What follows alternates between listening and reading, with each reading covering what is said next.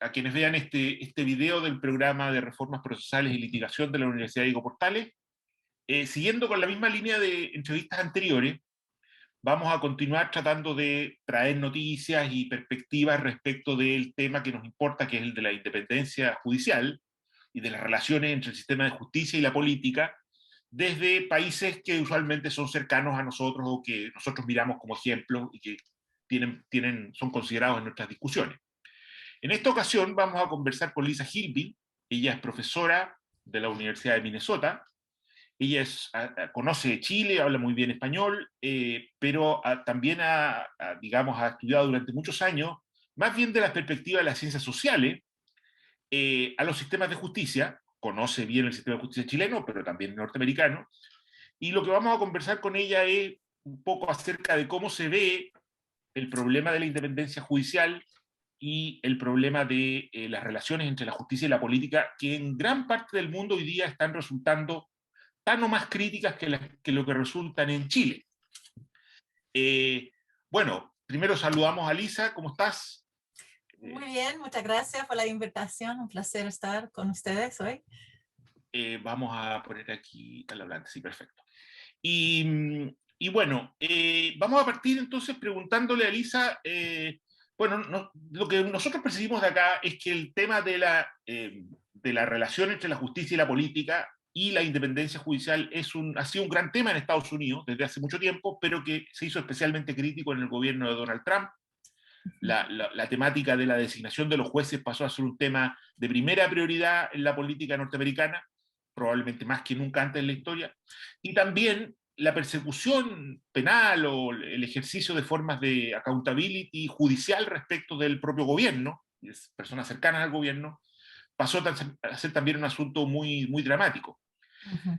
Después de esta experiencia, ¿cómo dirías tú que se ve el tema de la independencia judicial en Estados Unidos hoy día?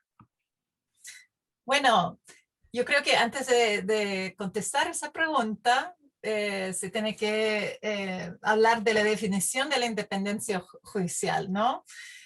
Por supuesto, a nivel más básico, la independencia judicial significa que cada juez y cada corte puede fallar según su entendimiento de la ley, sin interferencia de ningún actor externo.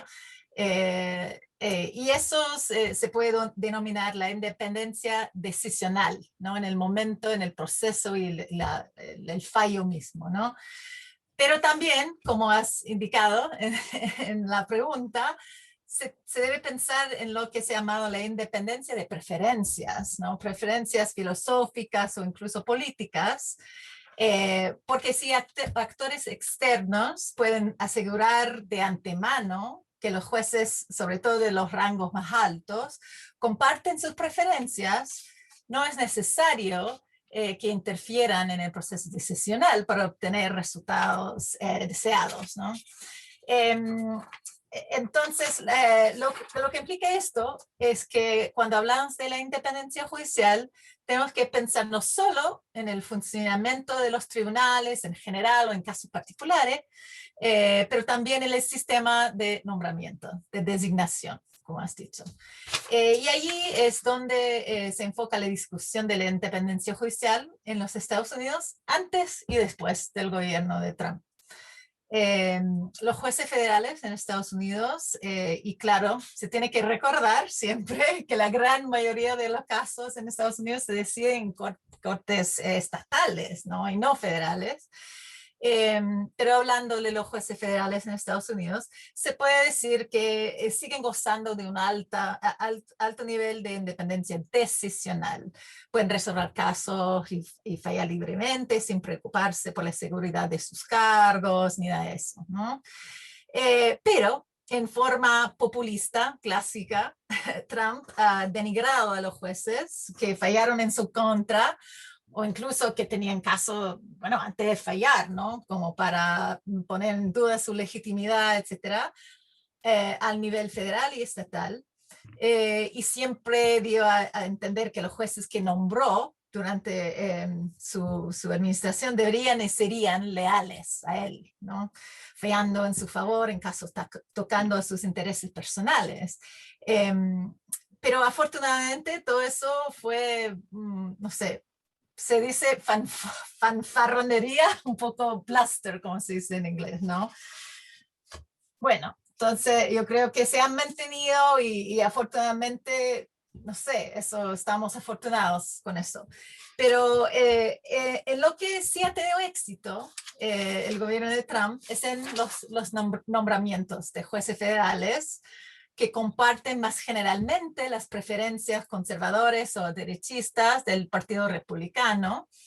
Trump nombró 234 jueces federales, incluyendo a 3 ministros de la Corte Suprema, como deben saber ustedes, y superó entonces en 4 años la cantidad de nombramientos judiciales de los presidentes anteriores que tuvieron 8 años para nombrar. Entonces, yo diría más bien ahora el enfoque en el debate es sobre eso, ¿no? Que el temor es que esos jueces que tienen cargos de vida, y realmente es de vida, ¿no? No hay una edad de jubilación, que esos jueces pueden actuar como se dice, la mano muerta de la administración de Trump, ¿no? Entonces pueden fallar en contra de todas las iniciativas de gobierno de Biden o más adelante, porque van a estar muchas décadas allá, ¿no? Entonces, eso es el debate ahora que existe. Entonces, y bueno, no sé si quieres preguntar algo sobre eso, puedo... Solamente si nos pudieras explicar quizás un poco más detalladamente, porque yo entiendo, y corrígeme si estoy equivocado, que por lo menos en el movimiento conservador en Estados Unidos, desde hace algunos años se armó todo un movimiento para, como quien dice, reclutar candidatos a jueces desde muy jóvenes, y como dices tú, estuviese más o menos claro cuáles eran sus preferencias, no tanto como resuelven caso a caso, sino diferencias en algunas materias. Y que es un verdadero sistema de... Entonces hoy día yo sé que si recluto a ciertas personas que tienen cierta trayectoria, que pertenecen a ciertas asociaciones, voy a tener un cierto tipo de juez. Exacto. ¿Puedes explicar un poquito más de eso? Y cómo eso digamos, si eso en tu opinión pone en cuestión hasta cierto punto la legitimidad del sistema judicial para resolver algunas cuestiones, porque precisamente la idea era que los jueces no pertenecieran a la política, digamos, y esa era parte de lo que aportaban. Sí, no, eso lo dijiste muy bien, ¿no? Entonces, eso del movimiento, hay una asociación que se llama The Federalist Society, ¿no? La sociedad federalista, ¿no? Pero en que se dice que, bueno, que quieren jueces apolíticos, pero no son conservadores, no son apolíticos, pero la idea es una respuesta al activismo percibido, ¿no? de la Corte Suprema y de las Cortes Federales en general en los años 50, 60, hasta los 70 más o menos, en que empezó a cambiar. Pero bueno, en todo el movimiento de derechos civiles y todo eso, ¿no? En que hubo una serie de fallos progresistas, digamos. Y entonces empezaron a decir, pero ellos están apartándose del texto de la Constitución, que bueno, tenemos una Constitución muy corta, muy ambigua en muchas cosas, muy antigua. Y bueno, entonces yo diría que fallar en línea o dentro del texto escrito de la Constitución en Estados Unidos quiere decir, o con una perspectiva de la intención original, ¿no? Originalismo, bueno, por supuesto, eso llega a decisiones o resultados muy conservadores, porque es muy antiguo y es muy difícil cambiar la Constitución aquí. Aún más difícil, diría yo, que en Chile bajo la Constitución de 80, ¿no? Bueno, entonces eso ha pasado y bajo esa idea de neutralidad o de apoliticismo, ¿no? De fallar estrictamente dentro del texto escrito de la Constitución, se ha avanzado este movimiento. Y sí, ha tenido mucho éxito y ahora los nombramientos de la administración de Trump, y no sé, bueno, no es simplemente la responsabilidad o la autoridad del presidente, sino del Senado también, pero con la colaboración del Senado, controlado por los republicanos también, ha podido nombrar a muchos de esos jueces. Entonces, bueno, tenemos que aceptar eso, que en Estados Unidos no es bastante politizado, pero a ese nivel de filosofía o de ideología general, política o constitucional, y no tanto a eso bueno, partidistas sí ahora porque somos tan polarizados y solamente tenemos este sistema de bipartidario, eh, pero no tanto al nivel de personal, ¿no? Entonces, y eso, yo creo que eso es la novedad o lo que se temía bajo el gobierno de Trump, era que si esas preferencias generales, políticas o filosóficas iban a dirigir a un apoyo personal, ¿no? al líder del Partido Republicano. Sí, ahora este movimiento que tú dices se manifiesta en la justicia federal, que Sí. además tiene este sistema de nombramiento de que el presidente los elige y los ratifica el Senado. Si tú nos pudieras decir hasta qué punto esta politización y este tipo de lógica se ha traspasado a los sistemas estatales, donde además hay una variedad de sistemas de designación que son diferentes. Mm. O hay algo, ¿se ha discutido esto o depende en qué estado? ¿Cómo lo ves tú eso? Bueno, depende del estado, diría yo. Como sabes, tenemos yo creo que son tal vez 39, no estoy seguro del número exacto, pero tenemos un sistema de elecciones judiciales. Entonces, eso crea otros problemas. Y hay mucha crítica de eso. Pero entonces sí, ahí entra la política otra avenida, digamos. Y preocupaciones más bien de corrupción y de control, porque aunque, bueno, los jueces no hacen campañas políticas haciendo promesas, qué sé yo, pero depende, sí hacen publicidad, propaganda electoral, y en eso necesitan plata y entonces puede entrar, bueno, dudas, ¿no? De conflicto de intereses y todo eso. Entonces, pero bueno, la otra cosa es que como tenemos en cada estado tiene su constitución acá. Entonces, hay diferentes, son más detallados, son más fáciles a cambiar también a nivel estatal. Entonces, los debates no son yo creo que es tan importante, por cómo es tan difícil cambiar la Constitución federal, casi imposible, diría yo.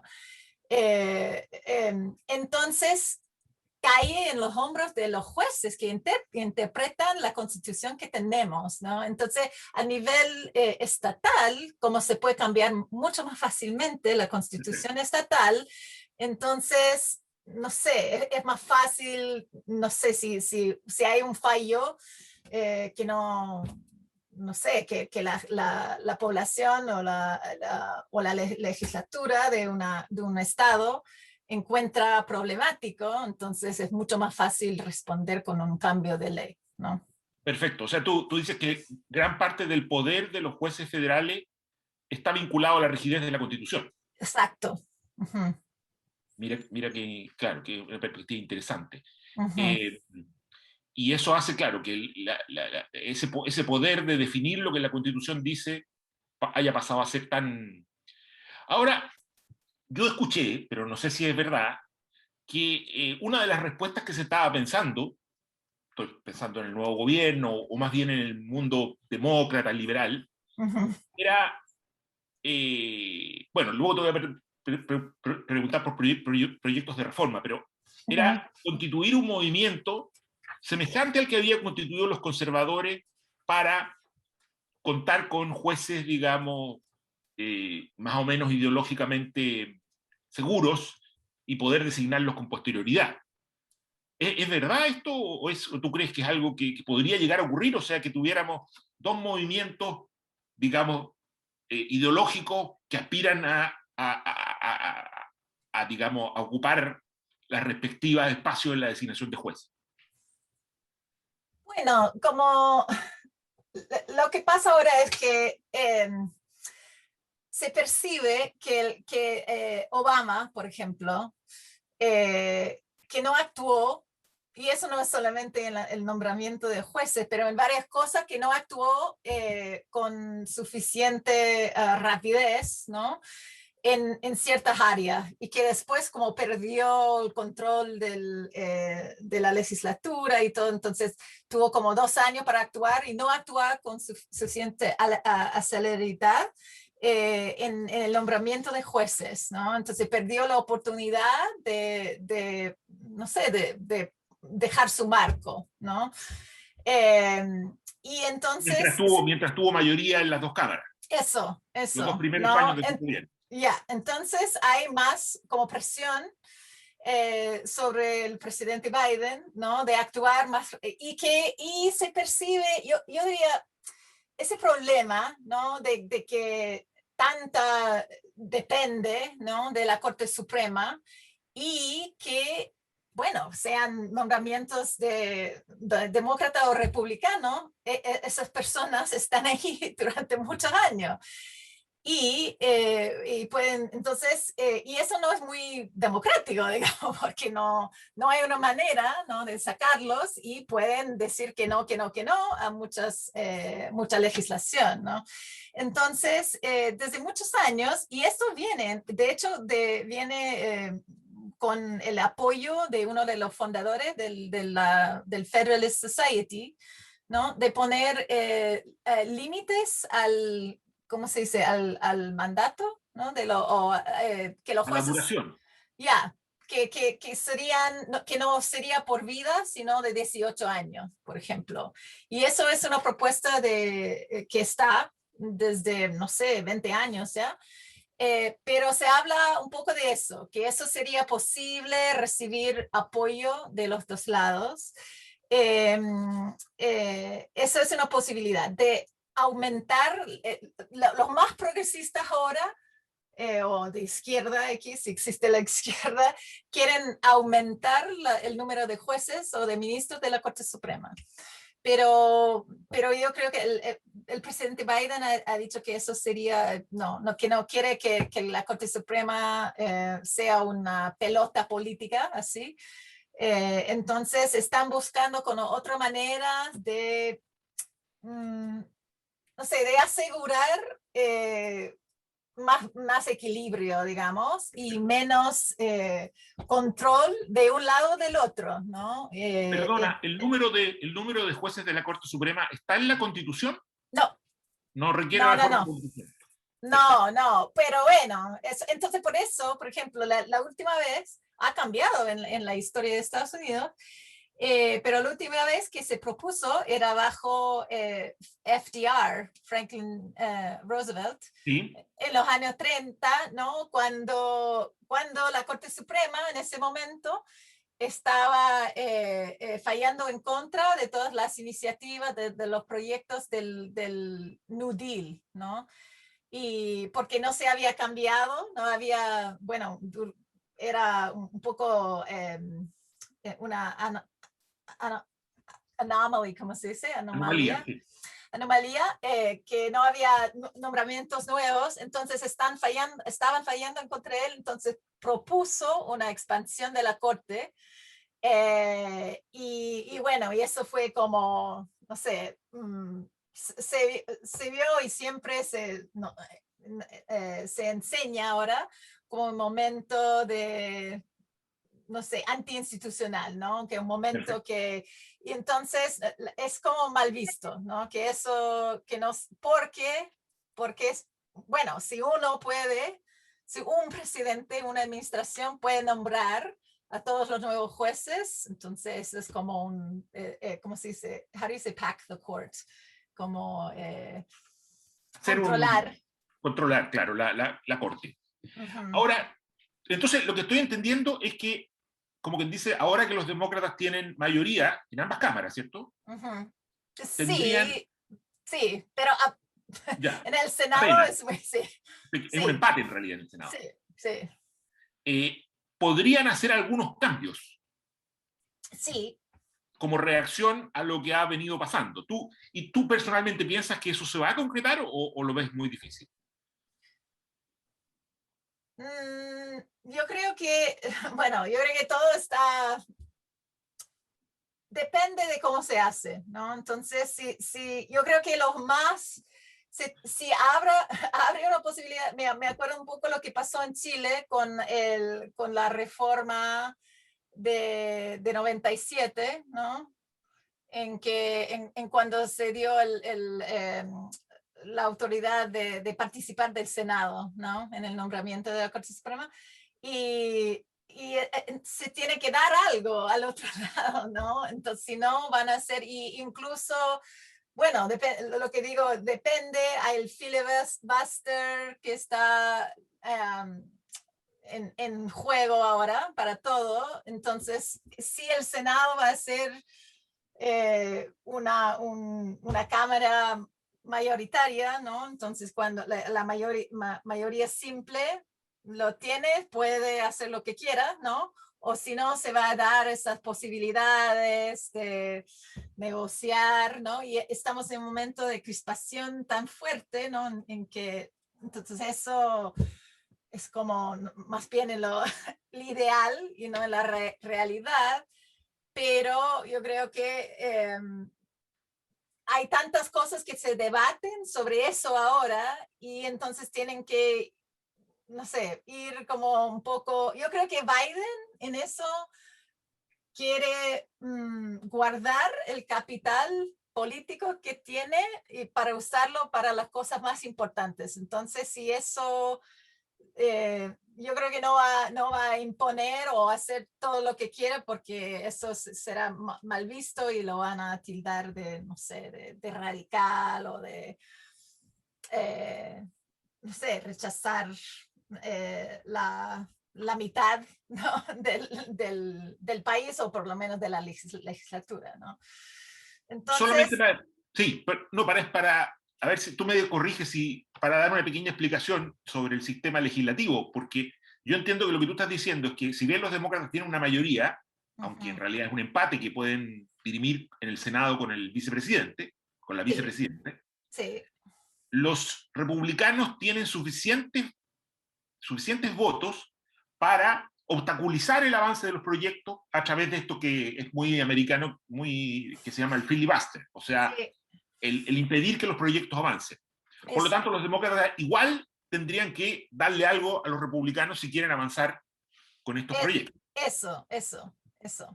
Y lo que están debatiendo ahora es si deben, porque el filibuster mismo no es, no es constitucional, ¿no? Es una regla del Senado. Como dices, es muy americano, es muy raro.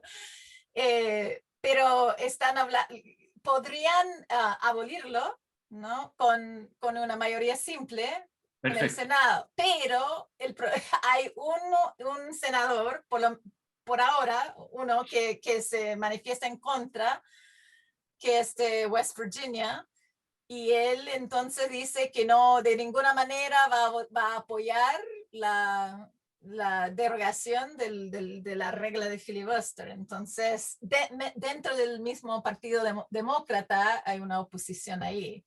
Y no sé si Perfecto. él cambiara, si todos estarían en línea o no, ¿no? Pero por el momento es dentro del partido demócrata que tiene la oposición a terminar con el filibuster, ¿no? Así Y que... además entiendo yo que de acuerdo con la tradición, digamos, electoral norteamericana, en las próximas elecciones, que son 2 años después, el gobierno suele perder esa mayoría cuando la tiene. Sí, O sea, es raro que mantenga la mayoría después de la sí, primera elección. O sí. sea, que igual teóricamente serían 2 años solamente en los cuales tendría esta mayoría. Exacto, exacto. Es por eso que digo que hay mucha presión de actuar con celeridad para no perder esa oportunidad en muchas cosas, ¿no? Entonces, sí.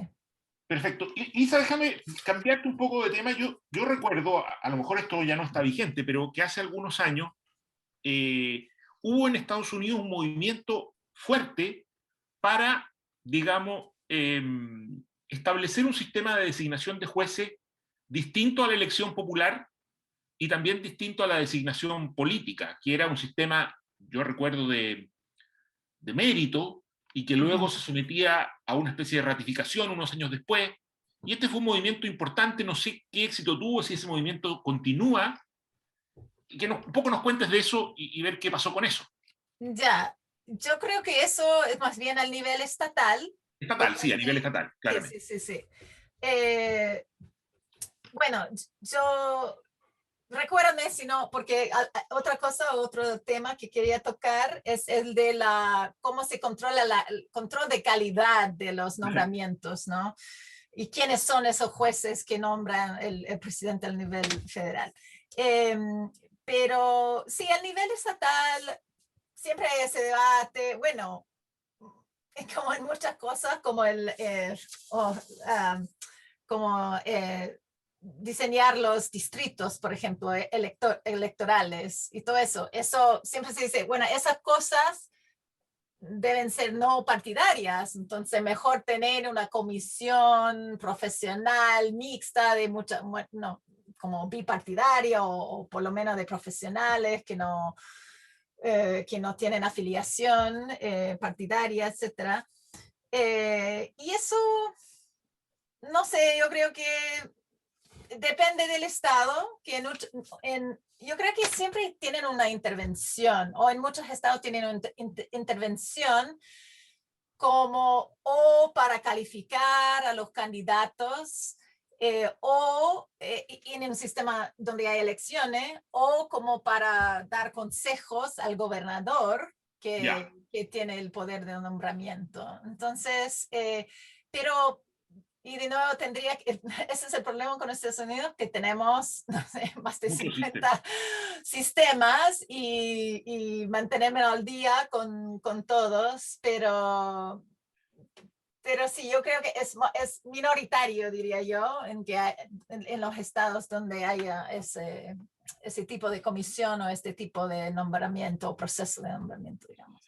Perfecto. Y bueno, y tú nos querías explicar que me parece súper interesante un poco lo que hay, porque esto no se conoce, lo que hay detrás del sistema de designación y cómo son los filtros que operan, entiendo que a eso te referías, Sí, que me parece súper interesante. sí, entonces eso se podría decir como el control a priori, ¿no? Porque ahí no hay tanto en Estados Unidos, hay una manera mm, de vigilar o de controlar después, ¿no? Bueno, si hay acusaciones de corrupción o de algo, de una actuación o comportamiento que viola la ética o reglas éticas o legales.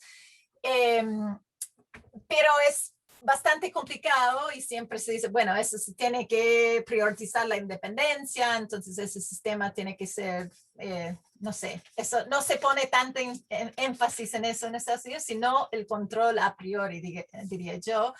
Y durante muchos años, entonces, en el sistema de nombramiento, mmm, hay una calificación del Colegio de Abogados, ¿no? De ABA.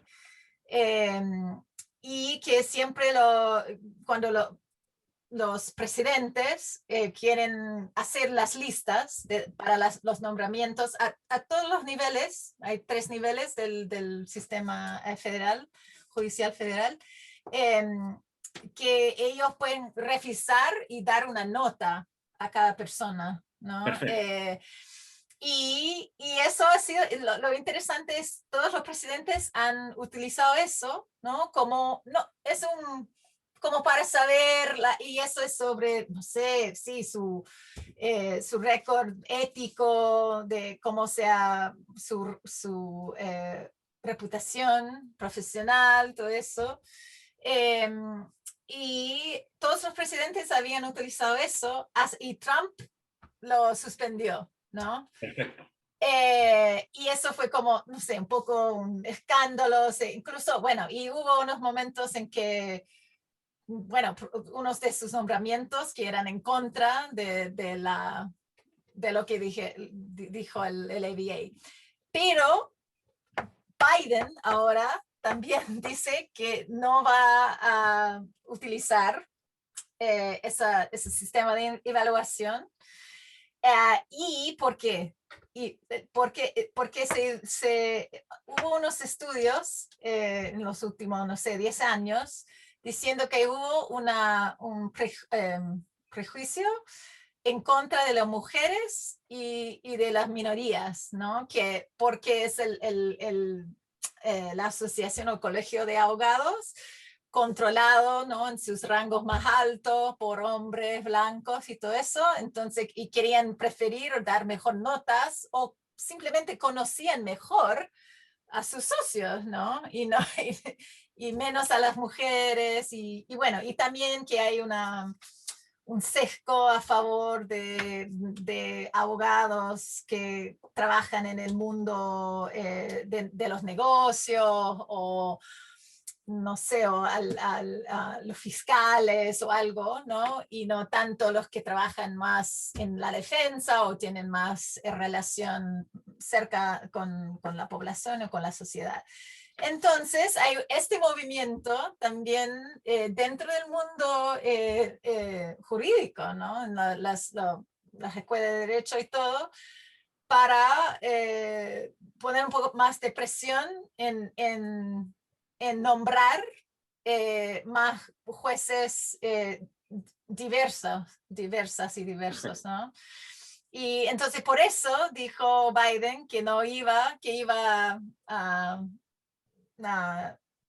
avanzar sin ver o sin depender de las notas del ABA. Y eso, entonces hay un debate actual sobre eso, ¿no? Si eso es una buena idea o no, si que lleva eso al proceso, si puede contar o asegurar la calidad de los nombramientos sin la intervención del ABA. Esta evaluación de los candidatos que hacía la barra de abogados, el colegio de abogados, Sí. ¿la hacía cuando el presidente designaba o era antes de que el presidente eligiera su candidato? El presidente elegía una lista de posibles candidatos y la evaluaba la barra y ahí el presidente tomaba su decisión. Sí, yo creo, ¿no? Y bueno, tal O sea, vez no en el momento puede, del Senado, no en el momento del Senado, durante la no, etapa no. del gobierno. Sí, es Perfecto, como un suerte de vetting, ¿no? claro. ¿No? Como aquí tenemos la lista, ¿qué dicen ustedes? ¿Cuál es Perfecto. su evaluación dentro de la ¿Y profesión? esto era público esta evaluación y la influencia que tenía sobre el gobierno? Bueno, yo creo que no era, no era privado, no era escondido, digamos, pero yo Perfecto. creo que la gran mayoría, eso es una cosa muy, no sé, de la profesión o dentro de Washington o algo, y no tanto del público. Pero yo creo que eso es otro punto importante, que se podría hablar de la independencia, ¿no? También, que bueno, al principio hablé de la independencia decisional y de preferencias, pero también puede haber, incluso se haya independencia total en los dos sentidos, también hay la percepción del público. E incluso los jueces pueden estar 100% libres de influencia, a priori y a posteriori y todo, pero si la percepción es que por cualquier razón, no sé, porque son todos hombres blancos, ricos, qué sé yo, o que es su fallo, no sé, por el contenido de ley o que comparten una visión, no sé, unitaria del derecho, de la ley. Entonces, la percepción puede ser que no, pero hay un sesgo sistémico, ¿no? Y entonces yo creo que sí, las personas que, y bueno, eso también yo creo que es más importante al nivel estatal, porque como dije, la Claro. gran mayoría, más de 90%, yo creo que de los casos en Estados Unidos están en los sistemas estatales. Pero bueno, si las personas, las partes entran y ven que, no sé, esos jueces, no sé, no parecen de otro mundo, que no tienen nada que ver con ello, con su, no sé, su género, su raza, su qué sé yo, su clase, su realidad. Entonces, no importa tanto la independencia en el sentido más, no sé, más profesional, más académico, más clásico, porque van a perceber que no sé, hay un sesgo social, digamos, ¿no? Bueno, me parece súper interesante lo que planteas porque la discusión que nosotros tenemos, digamos, en Chile y en América Latina, está el tema de, digámoslo así, la independencia desde la perspectiva, yo diría, de los intereses profesionales y corporativos de la propia comunidad legal. Los jueces están para servir a la sociedad, no a los abogados, ni a los abogados más prestigiosos, ni a otros jueces, digamos. Yo Claro. creo que ese es un tema que un poco, yo entiendo que esa sería la crítica que se haría a la participación del Colegio de Abogados. Sí, sí, eso, ¿No? ¿no? Y por eso entonces Biden está respondiendo más a el movimiento más, son más jóvenes, ¿no? Si tú vas, te puede pasar después el sitio web de ese grupo, ¿no? Y son todos súper jóvenes, ¿no? Perfecto. Pero están diciendo que, hey, la sociedad ha cambiado, está, entonces, por qué uh, en el Poder Judicial Federal hay tantos, ¿no? Tantos hombres blancos, ¿no? Y que sigue siendo así, ¿no? En el año 2021, ¿no? En ese mismo sentido, sí, me interesa, creo que mucho eso, a lo mejor podrías mencionar, no sé si te acuerdas el nombre, porque a alguien podría interesarle ver este movimiento, digamos, a través de la web o lo que fuera, Sí. pero en el mismo sentido yo no recuerdo exactamente dónde, pero el otro día vi un reportaje, de versión en YouTube, sobre la última elección de fiscal entiendo que fue, no sé si era en la ciudad de Boston, sí, creo que era en la ciudad de Boston, y que fue un proceso muy participativo, digamos, a diferencia de lo que había sido tradicionalmente, que parece que era una elección bastante controlada por los gremios y la profesión. Aquí hubo un movimiento muy participativo, con grandes debates públicos, en que hubo mucho involucramiento, por ejemplo, de sectores feministas, a propósito de los delitos relacionados a la violencia, y se veía como una especie de renovación, de una apertura del sistema, en este caso de elección, hacia la sociedad civil. ¿Tú ves algo en ese sentido, digamos? Sí, yo creo que sí. Eso está empezando en muchos lados.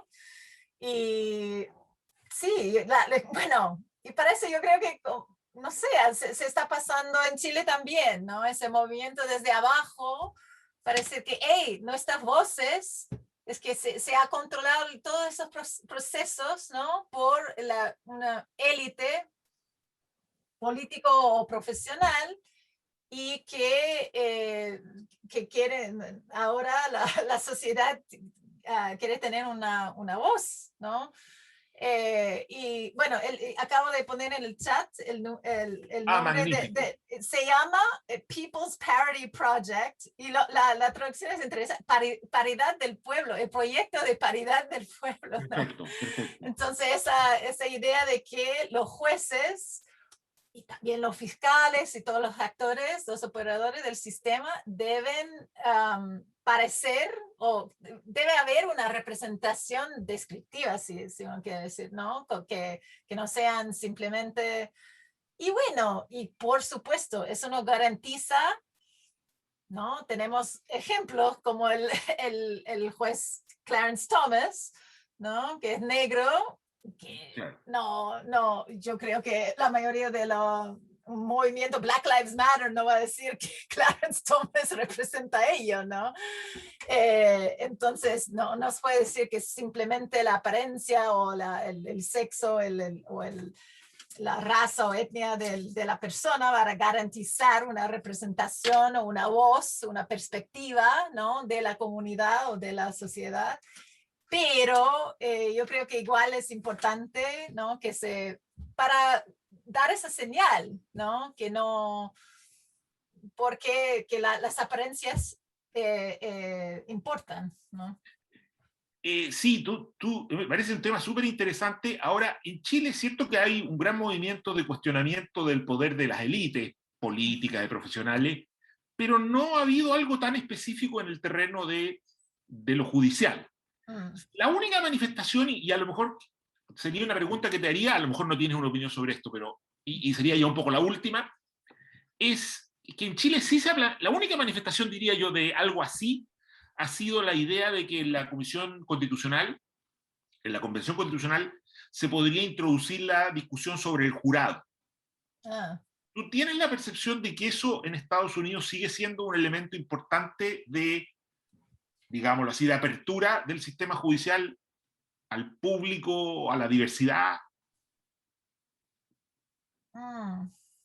Esa es una pregunta muy interesante, porque yo creo que lo tenemos como dado, aceptamos como dado el sistema de jurados, entonces yo creo que lo que sí, bueno, sabes que el proceso en el asesinato de George Floyd está pasando ahora acá. Y bueno, hay un jurado, entonces se ha seguido muy de cerca el proceso de selección del jurado, se ha hecho comentarios sobre eso, sobre su composición y todo. Y bueno, yo creo que vamos a ver, ¿no? Porque de nuevo no, cuando se va, ¿no? En contra, ¿no? Bueno, en ese caso, si no condenan, ¿no? Entonces van a decir que tiene que ver con la composición, que hubo un sesgo, que sé yo, ¿no? Y tal vez por excluir a las personas, porque era muy difícil, yo creo, encontrar personas que podían mantener o decir que podían mantener la objetividad y escuchar toda la evidencia y todo eso, ¿no? Porque todos sabían de ese caso. Pero entonces yo creo que el problema se transmite a ese nivel, ¿no? Que es el jurado bien representativo, en qué quiere decir eso, si hay en las reglas de selección que si da demasiada discreción a los abogados para sacar a las personas, no, entonces es como, yo creo que no resuelve ese problema. Pero lo interesante, yo he estado 2 veces en jurados en mi vida ya, ya, pero yo creo que hay un efecto, una función casi pedagógico muy interesante, ¿no? Y yo creo que sería mejor que más personas participen en eso, ¿no? Porque pueden ver y pueden tener esa responsabilidad de decidir por sí mismo y de entender mejor el sistema y las protecciones y por qué existen y todo eso. Porque yo creo que es muy fácil, siendo lejos y fuera del sistema, de juzgarlo, ¿no? Sobre, no sé, impresiones, sin realmente conocer cómo funciona o entender bien, ¿no? Entonces, bueno, no resuelve, es interesante y tiene una función, pero no sé si puede resolver el problema de legitimidad, digamos. yo creo que no, claro, Yeah. pero esa es como la única idea que hasta ahora yo diría que acá Yeah. tiene cierta fuerza. Uh-huh. Bueno, muchísimas gracias, Lisa. vamos a despedirnos de ella y ha sido muy interesante. Esperamos que podamos seguir manteniendo algún contacto. Sí, por favor.